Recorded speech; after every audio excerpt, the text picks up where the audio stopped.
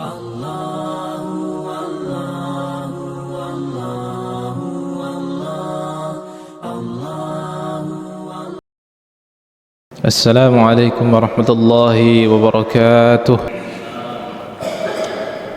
Alhamdulillahi rabbil alamin.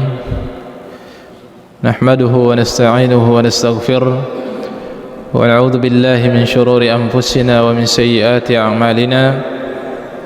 Man yahdihillahu fala mudilla lahu wa man yudlilhu fala hadiya lahu. Asyhadu an la ilaha illallah wahdahu la syarika lahu وأشهد أن محمدًا عبده ورسوله وصفيه وخليله وخيرته من خلقه لا نبي ولا رسول بعده أما بعد. Alhamdulillah, kita memuji Allah Subhanahu wa taala atas segala kondisi dan keadaan. Pada hakikatnya semuanya mengandung kenikmatan, merupakan nikmat dari Allah Subhanahu wa taala. Meskipun terkadang yang kita jumpai dalam perjalanan waktu yang kita lewati dalam keseharian kita, terkadang kita menjumpai hal-hal yang tidak disenangi atau tidak sesuai dengan tabiat manusia.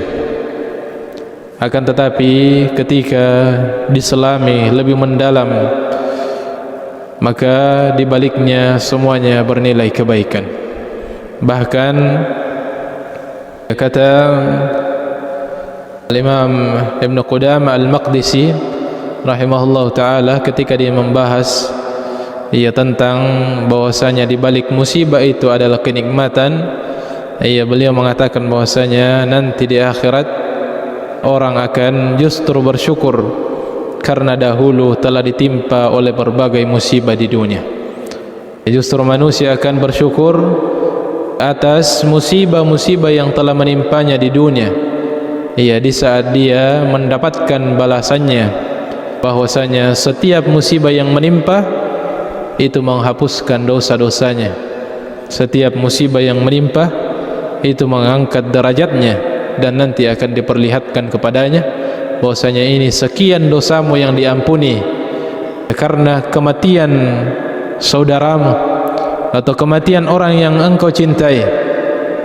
Ini balasan atas kesabaran engkau atas berbagai kesulitan dunia yang engkau dapatkan, dan ini derajat yang engkau berhak dapatkan dikarenakan musibah ini dan musibah itu yang engkau telah lewati di dunia.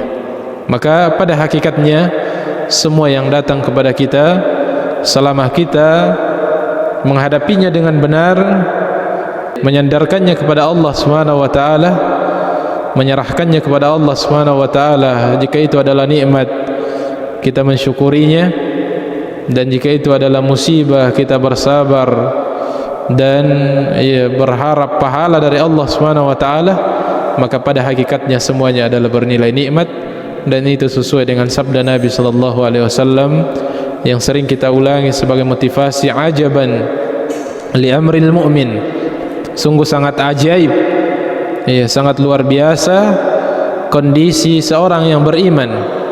Fa inna kulla amri khair, karena sesungguhnya seluruh urusannya itu baik. Dalam makna semua urusannya, semua apa yang datang kepadanya itu bernilai kebaikan. Wala yakunu dzalika illa fi mu'min, dan kondisi tersebut tidak didapatkan kecuali hanya orang yang beriman saja. Itu keutamaan orang yang beriman. Fa in asabathu sarra syakar. Kalau dia ditimpa dengan sesuatu yang menyenangkan, ketika dia mendapatkan sesuatu yang menyenangkan, sesuatu yang disukai secara tabiat manusia, maka dia bersyukur, fa kana khairan lahu, maka itu bernilai kebaikan untuknya. Wa in asabathu dharra, dan sebaliknya, ketika dia tertimpa sesuatu yang tidak disenangi sebagai tabiat manusia, sesuatu yang tidak disenangi atau terkadang dinilai sebagai satu musibah, sabar, maka dia bersabar, fakana khairan lahu, dan itu juga bernilai kebaikan untuknya. Sekali lagi, wala yakunu dzalika illa fi mu'min. Hal tersebut tidak didapatkan kecuali orang-orang yang beriman. Orang-orang kafir juga mengalami dalam kehidupan dunia dengan dua itu. Iya, dalam kehidupan dunianya orang kafir juga menjumpai apa-apa yang dia senangi, mendapatkan apa-apa yang dia inginkan, apa-apa yang dia cintai, dan juga tidak lepas dari berbagai ujian, rasa sakit, mengalami musibah dan seterusnya. Akan tetapi tidak sama dengan orang yang beriman. Orang beriman itu bernilai pahala semua apa yang dihadapinya dalam kehidupan dunia, sedangkan orang kafir tidak sama sekali ada sedikit pun yang dia dapatkan nanti di akhirat dari segala apa yang dia hadapi di kehidupan dunia. Salawat dan salam senantiasa kita kirimkan kepada qudwah kita, teladan terbaik umat manusia yang diutus kepada kaffatan linnas, sosok yang diutus kepada seluruh manusia. Hingga datangnya hari kiamat, beliau tetap menjadi panutan dan teladan untuk seluruh umat manusia. Man ata'ani, kata beliau, siapa yang meneladaniku, dakhalal jannah, dialah yang akan masuk surga. Wa man asani faqad aba, siapa yang mengingkari, tidak ingin mengikuti tuntunanku, maka kata beliau, dia adalah orang yang tidak mau masuk surga Allah Subhanahu wa taala. Baik, kita melanjutkan pembahasan kita. Bab yang terakhir kita bahas adalah at-targhib, motivasi Nabi sallallahu alaihi wasallam fi nashril ilm, dalam menyebarkan ilmu, dan wad dalalati alal khair, dan motivasi Nabi SAW pada umatnya agar menunjukkan orang lain kepada kebaikan. Dan kesimpulannya adalah bahwasanya ini adalah amal jariyah, peluang amal jariyah yang terbaik. Sekali lagi, khususnya kita di zaman ini, mari kita manfaatkan apa yang bisa kita lakukan dari media sosial untuk menyebarkan kebaikan dan untuk menunjukkan manusia kepada kebaikan agar bisa menjadi amal jariyah untuk kita kelak di akhirat. Kemudian bab yang selanjutnya atau pasal yang selanjutnya, kata penulis, at-tarhib min katmil ilm. Sekarang satu jenis peringatan lagi. Banyak sisi-sisi yang dimotivasi oleh Nabi sallallahu alaihi wasallam berkaitan dengan ilmu. Berkaitan dengan ilmu, Nabi memotivasi kita untuk menuntut ilmu. Nabi memotivasi kita untuk mengajarkan ilmu. Nabi memotivasi untuk kita bersafar untuk menuntut ilmu dan seterusnya. Bermajlis ilmu dan seterusnya, memuliakan para penuntut ilmu dan para pengajar ilmu. Berbagai macam sisi yang dimotivasi oleh Nabi SAW berkaitan dengan ilmu, dan juga ada beberapa sisi yang Nabi SAW peringati kaitannya dengan ilmu. Di antaranya yang pernah kita sebutkan adalah peringatan Nabi SAW untuk tidak menuntut ilmu karena perkara dunia, atau peringatan dari Nabi SAW bagi orang-orang yang menuntut ilmu bukan karena mencari ridha Allah Subhanahu wa taala. Dan bab kita sekarang ini satu sisi juga peringatan at-tarhib min katmil ilm. Ini satu sisi yang diperingati oleh Nabi SAW berkaitan dengan ilmu. Peringatan Nabi SAW untuk tidak menyembunyikan ilmu, untuk tidak menyembunyikan ilmu, atau tidak menutupi ilmu yang sudah semestinya, apalagi kalau sudah pada tahap wajib untuk disampaikan kemudian disembunyikan atau tidak disampaikan karena adanya kepentingan-kepentingan tertentu. Ini satu sisi yang diperingati oleh Nabi SAW dengan beberapa hadis, 3 atau 4 hadis yang kurang lebih semakna. Hadis yang pertama dari sahabat yang mulia, hadis sahih dari sahabat yang mulia Abu Hurairah radhiyallahu taala anhu, beliau meriwayatkan qala Rasulullah sallallahu alaihi wasallam, bahwasanya Rasulullah sallallahu alaihi wasallam bersabda, man su'ila an ilmin fakatamahu, Barang siapa yang ditanya tentang satu ilmu fakatamahu, lalu dia menutupinya, lalu dia menyembunyikan ilmu tersebut, tidak mau menyampaikannya dengan alasan kepentingan apapun, kecuali jika itu adalah sesuatu yang memiliki maslahat. Karena sebagian ilmu juga terkadang mesti untuk ditunda dulu untuk disampaikan pada momen-momen tertentu atau kepada orang-orang tertentu. Tetapi ini adalah ilmu yang sesuatu yang sudah mesti memang disampaikan, sesuatu yang memang harus sudah disampaikan, sudah waktunya untuk disampaikan. Dan Nabi SAW pernah melarang sahabat Mu'adz bin Jabal untuk menyampaikan satu hadis, dan itu Mu'adz bin Jabal lama menyimpan hadis tersebut, hanya beliau yang mengetahuinya sampai beliau menjelang kematian baru beliau sampaikan, karena khawatir dengan hadis-hadis seperti ini, hadis ancaman bagi orang yang menyembunyikan ilmu. Sebagaimana dalam hadis yang diriwayatkan oleh Mu'adz bin Jabal sendiri, mengisahkan tentang kisahnya dengan Nabi SAW ketika Nabi SAW membonceng beliau ala himarin yuqalu lahu Ufair.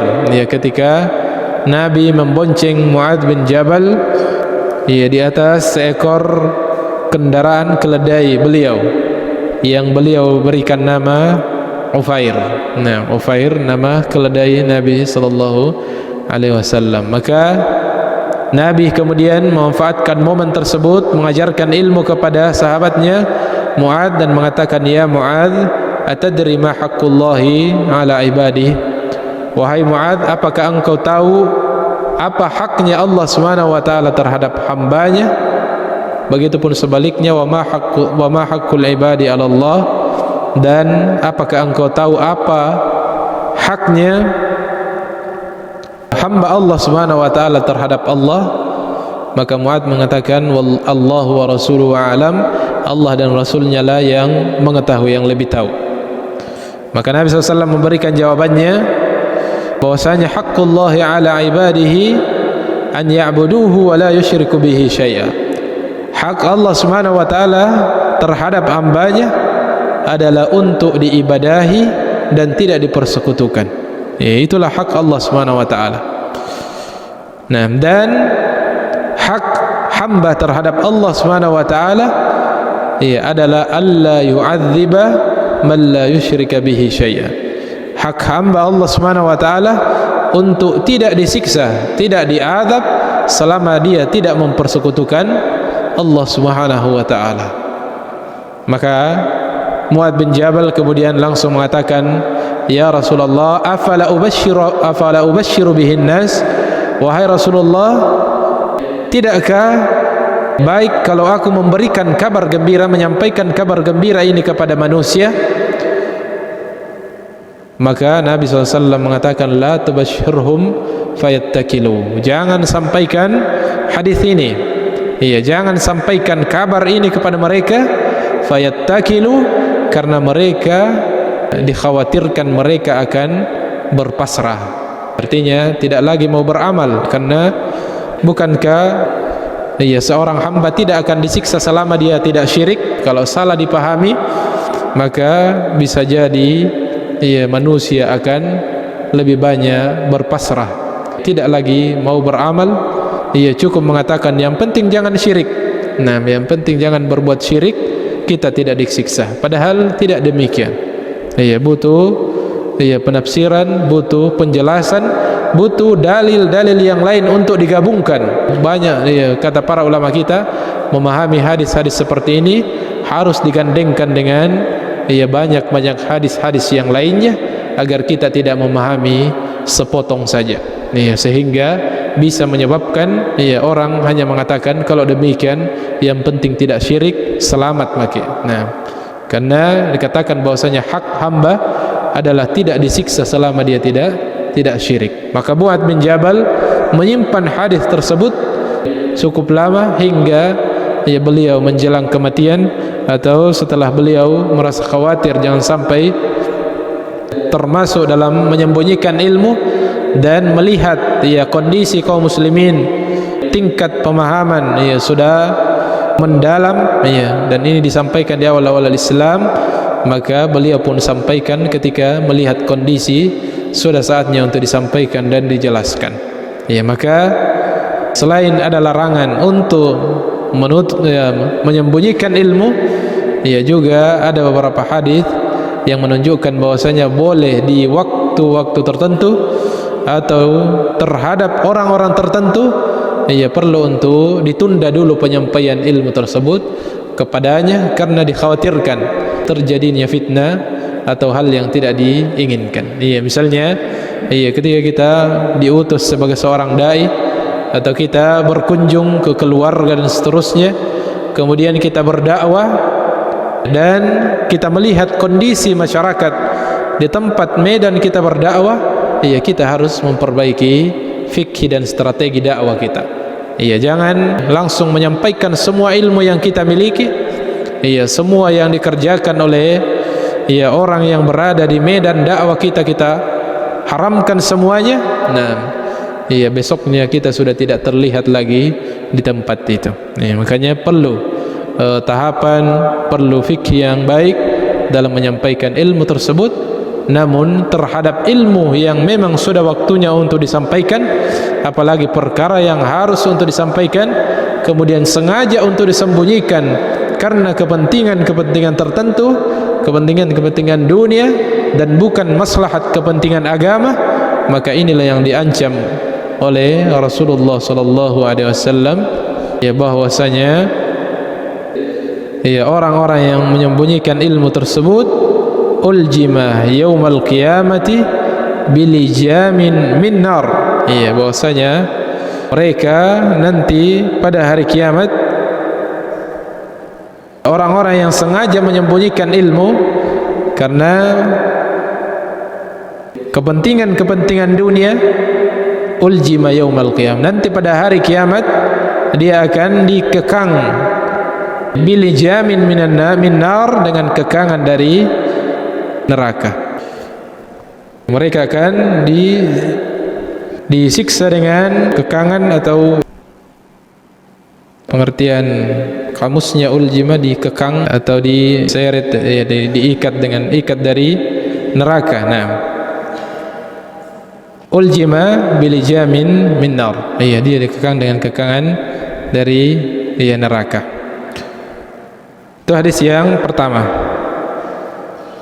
Itu secara khusus ketika dia ditanya, ketika seseorang bertanya kepadanya tentang satu ilmu dan dia mengetahuinya, dan orang yang bertanya ini adalah orang yang pantas untuk disampaikan ilmu kepadanya, bahkan harus untuk disampaikan ilmu itu kepadanya, namun karena ada kepentingan-kepentingan dunia, lalu dia kemudian menutupi ilmu tersebut. Maka ini yang diancam dengan siksaan tersebut. Kemudian hadis yang berikutnya sama kurang lebih, hasan sahih, man katama ilman aljamahullahu yaumal qiyamati bilijamin minan nar. Sama persis dengan bunyi hadis yang tadi. Kemudian hadis yang terakhir di bab ini adalah orang yang dia tidak ditanya, dia adalah seorang penuntut ilmu, seorang yang mengetahui banyak tentang ilmu, akan tetapi dia sengaja diam, tidak mau mendakwakan ilmu tersebut. Beda tadi kondisinya. Yang pertama adalah dia memang sudah ditanya secara langsung tentang poin ilmu tertentu, apakah tentang hukum atau tentang sesuatu, tetapi dia sengaja tidak menjawab, tidak memberikan jawaban karena adanya kepentingan duniawi tertentu. Maka jenis yang kedua ini dalam hadis yang hasan sahih dari riwayat Abu Hurairah radhiyallahu taala anhu, anna Rasulullah sallallahu alaihi wasallam qaal, bahwasanya Nabi sallallahu alaihi wasallam bersabda, mathalul ladzi yata'allamul ilma thumma la yuhadditsu bih. Perumpamaan orang yang mempelajari ilmu. Perumpamaan orang yang belajar ilmu, mengetahui banyak tentang ilmu atau mengetahui sedikit banyaknya tentang ilmu, thumma la yuhadditsu bih. Ya, dan kadar nisab ilmu itu, ya, kalau zakat ada nisabnya, maka nisab ilmu adalah balighu anni walau ayah. Itu nisab ilmu. Ya, sampaikanlah, ya, kata Nabi SAW, dariku walau satu ayat. Ya, selama itu adalah kita telah pelajarinya, memahaminya sebagaimana mestinya, maka sudah mencukupi nisab untuk disampaikan, kadar minimal untuk disampaikan. Kata beliau, perumpamaan orang yang mempelajari ilmu kemudian tidak berupaya untuk menyampaikan ilmu tersebut. Iya, dan ini menunjukkan bahwasanya siapapun kita yang belajar ilmu sudah menjadi tanggung jawab, bahkan kewajiban kita untuk menyampaikan ilmu yang kita miliki, menyampaikan ilmu yang kita miliki sesuai kadar ilmu kita. Ya, tidak boleh kita menyampaikan hal-hal yang tidak kita pahami, menyampaikan sesuatu yang kita tidak pahami ilmu tersebut. Tetapi dari ilmu yang kita pahami, sudah menjadi kewajiban kita untuk menyampaikan ilmu tersebut sesuai kadar ilmu yang kita miliki. Kata beliau, perumpamaan orang yang belajar ilmu dan tidak mengajarkannya, tidak berupaya untuk menyampaikan, mendakwakan ilmunya, kamathalil ladzi yaknizul kanza thumma la yunfiqu minhu. Dia sama seperti orang yang mengumpulkan, mengumpulkan hartanya, iya, yang menimbun, mengumpulkan banyak hartanya, thumma la yunfiqu minhu, kemudian tidak mengeluarkan zakatnya, iya, kemudian tidak mengeluarkan zakat dari harta tersebut. Wallahu ta'ala alam. Apakah ini disamakan dosanya? Iya, tidak sempat kami bacakan penjelasan, namun dari satu sisi bahwasanya ini adalah sesuatu yang diperingati oleh Nabi SAW bagi siapa saja yang mengetahui ilmu dan tidak ada upaya untuk mengajarkannya. Ini menunjukkan bahwasanya setiap muslim harus menjadi seorang dai. Ya. Setiap muslim harus berperan sebagai dai sesuai kadar ilmunya. Nah, sesuai kadar ilmunya. Ya, dia harus memiliki peran, kadar kewajibannya menjadi seorang dai sesuai kadar ilmunya. Semakin tinggi ilmunya, semakin tinggi kewajibannya menjadi seorang dai untuk menyampaikan ilmu tersebut. Karena setiap ilmu harus kemudian diajarkan kepada orang lain. Setiap ilmu harus diajarkan kepada orang lain. Itu beberapa hadis yang beliau cantumkan di bab peringatan, ya, terhadap orang yang menyembunyikan ilmu padahal harus semestinya untuk disampaikan. Kemudian bab berikutnya, bab berkaitan dengan peringatan juga, ya, atau ancaman, ya, bahkan peringatan atau ancaman Nabi SAW terhadap satu sisi yang lain berkaitan dengan ilmu. Kata penulis, at-tarhib min an yu'allima wa la ya'mal bi ilmihi. Ini lebih mengkhawatirkan lagi, dan terutama, ya, bagi, ya, orang-orang yang berprofesi sebagai dai, ya, apalagi terkadang atau banyak tampil menyampaikan nasihat. Ini adalah peringatan yang sangat perlu untuk direnungkan, ya, dan perlu untuk kita mengkhawatirkan diri kita terhadap hal ini. Kata penulis, at-tarhib, peringatan, min an yu'allima, peringatan dari perkara mengajarkan ilmu, wala ya'mal bi ilmihi, ya, dan tidak mengamalkan apa yang dia ajarkan. Ini peringatan yang sangat keras, iya, bagi para alim, para ustadz, para pengajar terhadap hal ini. wa yaqulu ma la yaf'aluhu, ya, dan mengatakan, menyampaikan apa yang dia tidak kerjakan. Wa na'udzubillahi min dzalik. Dan ini ya sangat jelas ya dalam firman Allah Subhanahu wa taala dalam surah As-Saff, ya, tetapi karena penulis di sini manhaj penulisan kitabnya hanya menyebutkan hadis saja, ya, tetapi ada ayat yang sangat jelas menyebutkan tentang ini. Ya ayyuhalladzina amanu ya lima taquluna ma la taf'alun. Ya, itu ayat yang sangat jelas. Wahai orang-orang yang beriman, ya, mengapa engkau mengatakan sesuatu, ya, menyampaikan sesuatu yang engkau tidak kerjakan, menyampaikan sesuatu yang engkau tidak kerjakan. Ya, tentunya yang disampaikan ini adalah sesuatu yang dia mampu untuk mengerjakannya, ya.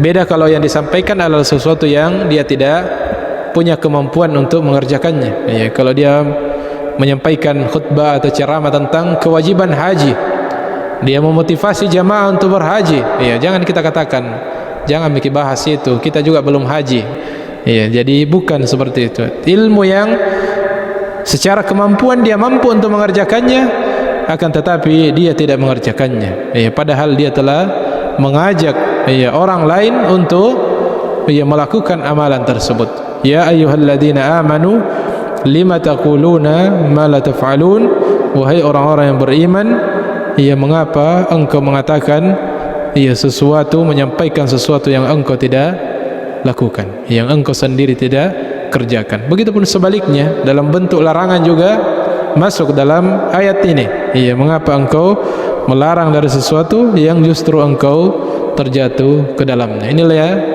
yang perlu untuk kita mengkhawatirkan diri kita dari hal tersebut.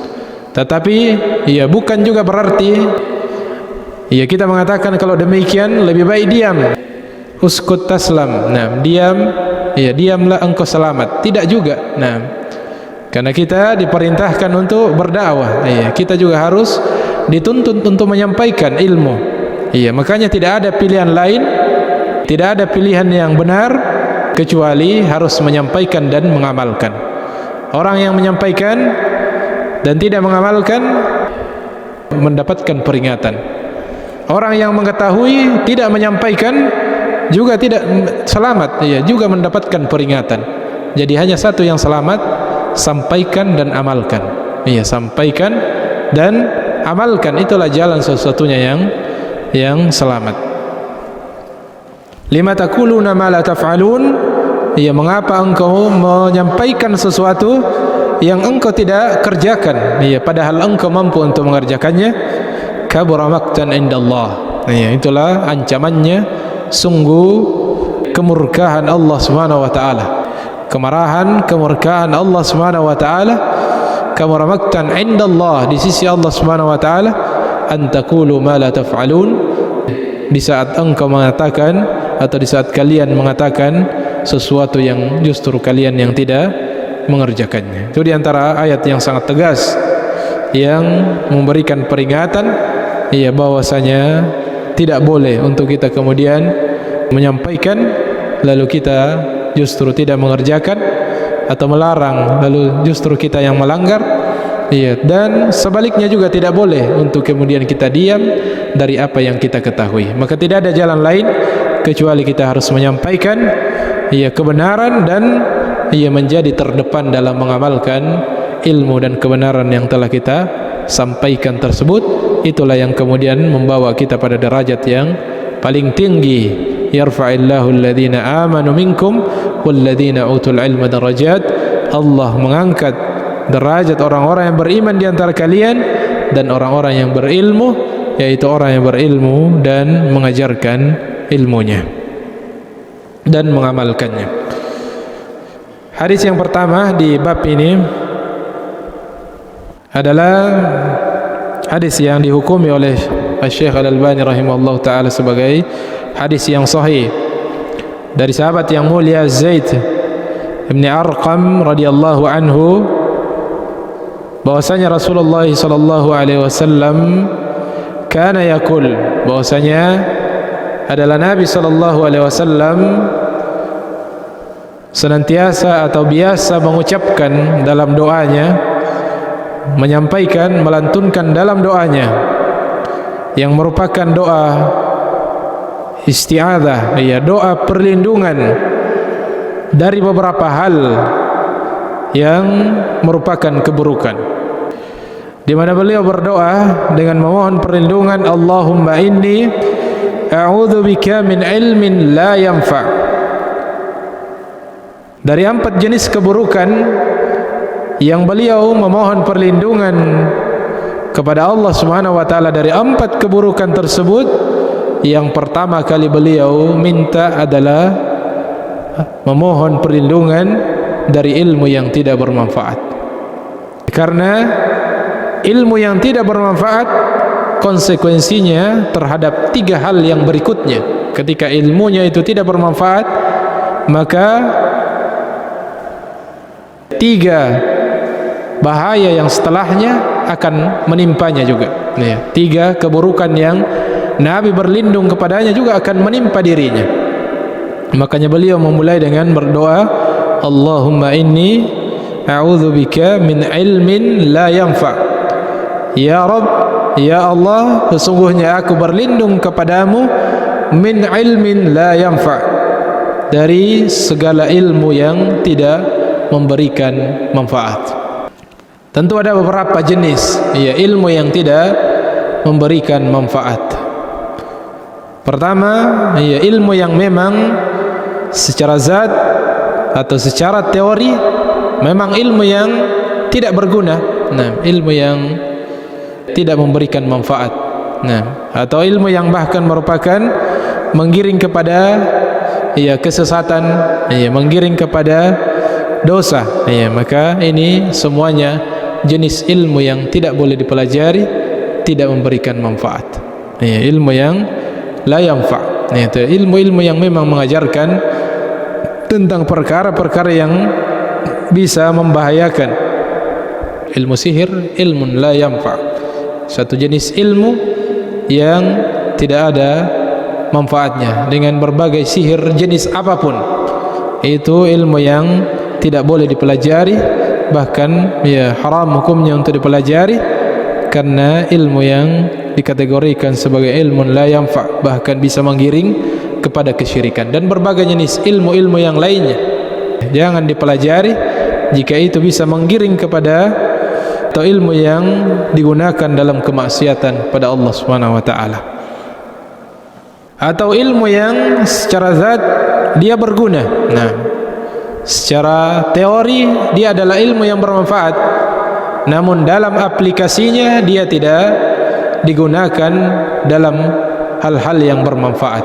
Ya, ilmu-ilmu dunia, ya, asalnya adalah boleh untuk dipelajari dan dia bisa menjadi ilmu yang bermanfaat, atau sebaliknya menjadi ilmu yang, ya, tidak bermanfaat. Ya, tergantung, ya, boleh dipelajari, namun kita meminta kepada Allah Subhanahu wa taala agar menjadikan ilmu tersebut ilmu yang berguna, ilmu yang bermanfaat untuk kita dan untuk orang lain, sehingga bisa menjadi amal jariyah. Dan jenis ilmu yang la yanfa' yang lainnya adalah ilmu-ilmu agama yang tidak diamalkan.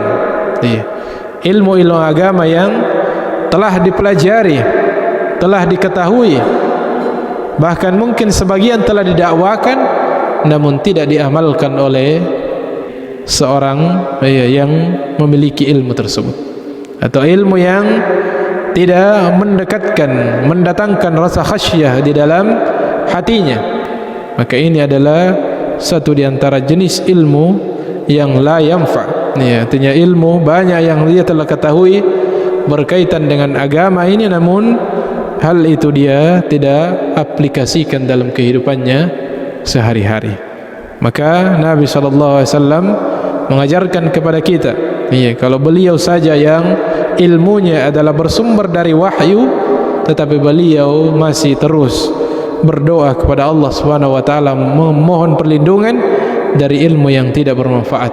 Ya, karena ilmu yang tidak bermanfaat justru akan menjadi bumerang nanti pada hari kiamat. Ilmu bisa menjadi hujjatun lana, ilmu bisa menjadi hujjah yang akan menguatkan, menolong kita nanti pada hari kiamat, dan sebaliknya al-ilmu bisa menjadi hujjatun alaina, ilmu yang kita ketahui terkadang bagi sebagian manusia pada hari kiamat nanti justru menjadi hujjatun alaihim, menjadi bumerang untuknya yang memberatkan urusannya, mempersulit pertanggungjawabannya nanti kelak di akhirat ketika dia ilmu yang tidak diamalkan. Itu yang pertama, dan ini yang menjadi syahid, atau ini yang menjadi poin yang berkaitan langsung dengan bab. Dan ketika seseorang mendapatkan ilmu yang bermanfaat, maka juga poin-poin yang berikutnya itu akan menjadi hal yang membaik kehidupannya. Kemudian Nabi SAW perlindungan yang lain, memohon perlindungan, kata beliau, wa min qalbin la yakhsha, dan dari hati yang tidak takut, dari hati yang tidak takut kepada Allah Subhanahu wa taala. Dan ini satu di antara indikasi ilmu yang tidak bermanfaat. Ketika seseorang sudah mempelajari tentang Allah Subhanahu wa taala, tentang keagungannya, tentang kebesarannya, tentang surganya, tentang nerakanya, namun tidak memasukkan ke dalam hatinya rasa khasyah, rasa takut, maka ini satu indikasi ilmu la yanfa'. Akan tetapi beliau pertegas lagi, wa min qalbin la yakhsha, dan ya Allah, aku berlindung kepadamu dari hati yang tidak merasa takut. Karena rasa khasyah, rasa takut seorang hamba ini adalah di antara kunci kebaikan, kunci kebaikan seorang hamba dalam semangat melakukan ketaatan, terlebih lagi dalam kehati-hatian dalam menghindari dosa dan kemaksiatan. Hal yang paling menjadi pondasi adalah rasa khasyah, rasa khasyah seorang hamba kepada Allah Subhanahu wa taala.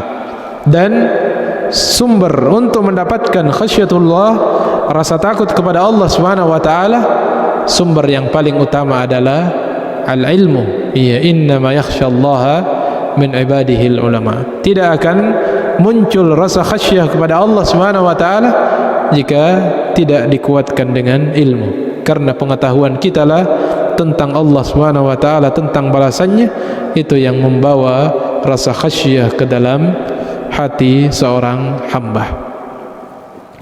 Wa min nafsin la tashba'. Kemudian yang ketiga, beliau memohon perlindungan dari satu keburukan, yaitu min nafsin la tashba', dari jiwa yang tidak pernah kenyang, tidak pernah merasa puas. Dari perasaan, dari jiwa yang tidak pernah merasa qanaah, merasa cukup, merasa puas, tidak pernah merasa puas dengan apa yang Allah Subhanahu wa taala berikan kepadanya. Dan seseorang yang tidak merasa puas dengan apa yang Allah Subhanahu wa taala berikan kepadanya tidak akan menjumpai ketenangan dalam hidupnya, tidak akan merasakan kebahagiaan yang hakiki di kehidupan dunia, dan dia akan menggiring kepada sikap mengkufuri nikmat Allah Subhanahu wa taala.